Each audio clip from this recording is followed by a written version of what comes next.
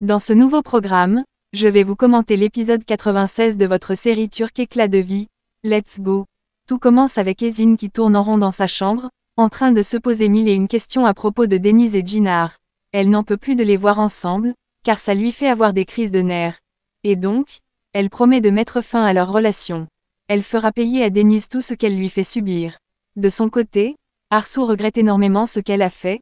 Tout ce qui lui arrive en ce moment n'est que le fruit de ses actes dans le passé. Maintenant, sa fille Esin est obsédée par Çınar. Sa famille s'est dispersée à cause d'elle. Et comme si ça ne suffisait pas, Yeltsin l'a quittée pour une autre femme, la laissant toute seule dans ce manoir. Tous ses efforts pour construire ce foyer sont voués à l'échec. Quel gâchis! De leur côté, Mert demande à Oyku de lui servir une tasse de thé. Cette dernière s'en occupe. Mais le thé se renverse sur sa main. Oyku ressent une profonde douleur. Mert s'en va chercher un tissu pour l'aider à calmer sa douleur. Il le fait en taquinant Oyku, et pourtant elle n'est pas d'humeur à plaisanter. Mert est curieux de savoir comment elle a fait pour que ça arrive. Oyku lui explique calmement la situation. Mert comprend mais continue à s'inquiéter. Par contre Oyku le supplie de rester loin d'elle. Par la suite, Oyku finit par s'éloigner pour ne plus être dérangé. Et Mert promet qu'il sera toujours là pour elle. Mert est très protecteur envers Oyku, vu son attitude. Plus tard, pendant que Leyla travaille, Sinem arrive avec une tasse de café pour la servir. Leyla est curieuse de savoir en quel honneur elle le fait.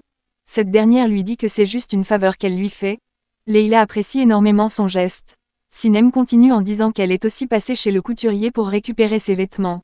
Et là, Leyla est curieuse de voir cette crise de gentillesse, vu que ce n'est pas à elle de faire tout ça. Cette dernière lui dit qu'elle le fait juste pour lui faire plaisir, bien que ce n'est pas du tout sa responsabilité. Leyla est étonnée, mais la remercie énormément. Cependant, Sinem le fait juste dans le but d'attirer l'attention de Leyla envers elle. Elle compte faire en sorte que Leyla la prend pour belle-fille, en la mariant avec son fils Mert. Elle veut faire partir de la famille Kojabay, pour bénéficier de la fortune. Plus tard dans la nuit, Arsu prépare du café pour sa fille Esin. En le faisant, elle met un médicament dans sa tasse de café. Pendant ce temps, sa fille est placée juste derrière elle et observe tout ce qu'elle fait. Ayant vu, Esin se dirige rapidement dans sa chambre sans faire de bruit. Arsu le fait dans le but de calmer sa fille. Ensuite, elle se dirige dans la chambre de sa fille pour lui offrir sa tasse de café. Esin l'accepte gentiment sans faire de scène. La situation plaît à Arsu, qui lui demande ainsi de boire sa tasse. Cette dernière fait semblant de la boire, mais promet à sa mère de la finir plus tard. Arsu ne se doute de rien, et s'en va juste après. Une fois seule dans sa chambre, Esin pense à nouveau à ce que sa mère a fait tout à l'heure dans la cuisine, en mettant des médicaments dans sa tasse de café. La situation ne lui plaît pas du tout. Par la suite, elle verse cette tasse de café dans un pot de fleurs, se débarrassant ainsi de ce médicament. De leur côté, Aysel finit de cuisiner le dîner du soir. Puis, elle sert le repas en attendant que son mari vienne se joindre à elle. Mais Şevki n'est pas du tout d'humeur ni à dîner, ni à parler avec elle. Aysel ne supporte plus son silence, et lui demande gentiment de venir dîner avec elle. Mais Şevki lui dit qu'il n'est pas d'humeur à écouter encore un nouveau mensonge venant d'elle. Puis, ce dernier se lève et se rapproche d'elle, en lui faisant comprendre qu'il ne va plus accepter aucun secret. Aysel reconnaît tout à fait son tort. Mais elle lui répète qu'elle était obligée de le faire pour le bien de tous. Par contre Şevki est toujours fâchée, car elle n'aurait pas dû lui cacher ce secret. Et pourtant le jour où sa fille Oyku lui avait menti, elle ne l'avait pas épargné. Et maintenant, elle fait le contraire de ce qu'elle apprend à ses filles. Aysel lui fait comprendre que ce n'est pas la même chose. Et là, Şevki lui rappelle que ce qu'elle a fait est bien plus pire. Elle a caché à tout le monde que Deniz est la fille d'Arsu. Même à son propre mari elle lui a caché ce secret. À l'instant, Oyku arrive et surprend ses parents en train de se disputer. Elle est étonnée, et cherche à comprendre ce qui se passe. Tout de suite, Aysel invente une excuse en disant qu'elle voulait juste que Şevki mange son repas. Mais il n'a pas l'air d'avoir faim. Oyku n'est pas convaincue, car elle a entendu les deux se disputer avec un ton élevé. Şevki rassure sa fille qu'il n'y a rien. Il profite pour sortir de la pièce, en vue de calmer les choses. Du côté du manoir, Yeltsin rentre dans la chambre, mais Arsu lui dit de prendre ses vêtements et sortir, en vue de passer la nuit dans la chambre d'amis. Yeltsin ne partage pas cette idée, car on pourrait le surprendre dehors avec un pyjama en main. Arsu lui donne une idée selon laquelle, il pourrait dire qu'il s'en va laver son linge. Après tout, il en a beaucoup de linge sale. Et là, Yeltsin devient confus. Arsu croit que c'est de sa faute, car c'est lui qui a choisi de la quitter pour une autre. Par la suite, Yeltsin la rassure que leur relation est terminée. Arsu se sent un peu soulagée d'entendre cette nouvelle. Néanmoins, elle lui dit d'aller passer sa nuit dans la chambre d'amis. Yalcin n'a pas d'autre choix que d'obéir. Vu la situation, il ne peut pas encore forcer les choses en insistant de passer la nuit dans leur chambre. Le lendemain, Esin entre dans l'une des chambres de la pièce, dans le but de chercher la boîte de comprimés que sa mère utilise pour mettre dans sa tasse.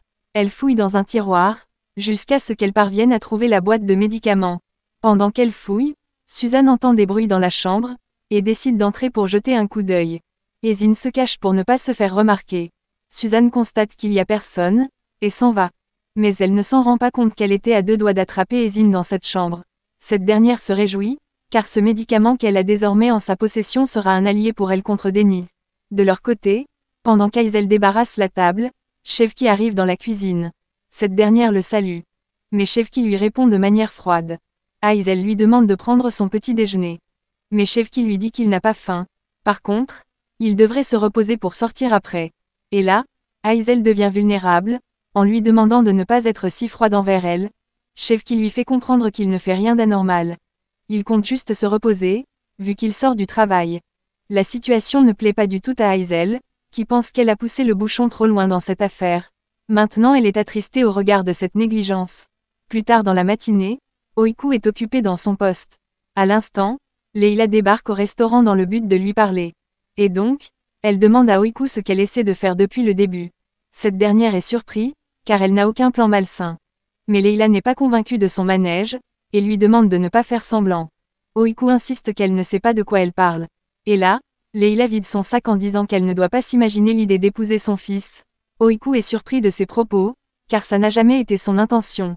Leila lui répète qu'elle n'est pas naïve, car ça creve les yeux ce qu'elle essaie de faire. Mais, qu'elle n'ose pas. Oiku essaie de la convaincre qu'elle se trompe sur ses accusations. Mais Leila lui interdit de la contredire. Pendant que les deux femmes se disputent, Mert et Özgur arrivent. Mert est surpris de voir sa mère dans ce lieu, car elle avait promis de ne plus y mettre les pieds par ici. De son côté, Tekin apprend une nouvelle importante concernant la mort de Mustapha. Du coup, il compte faire payer à Femi tout le mal qu'il a fait. Pour commencer, il ira parler à Jinar. Mais Nouran lui fait comprendre que Femi lui avait déjà fait un lavage de cerveau. Du coup, quoi qu'il dira contre Femi, Jinar prendra la défense de son père. Tekin lui dit qu'il se présentera à Jinar avec un rapport d'ADN, prouvant qu'il est son oncle, et que ses parents biologiques ont été tués par Femi. Avec cette preuve, il ne pourra pas le refuser. Plus jamais, il n'osera encore appeler Femi papa après cette nouvelle. Pendant que Jinar travaille dans son projet, Esin arrive pour lui tenir compagnie. Mais Jinar lui fait comprendre qu'il s'en va tout de suite au bureau pour une réunion. Et là, Esin lui rappelle qu'il est sur le point de rater une chose importante. Le truc c'est qu'elle lui ait fait du café pour l'aider à mieux travailler. Jinar se réjouit de sa gentillesse, mais lui promet qu'il boira une prochaine fois.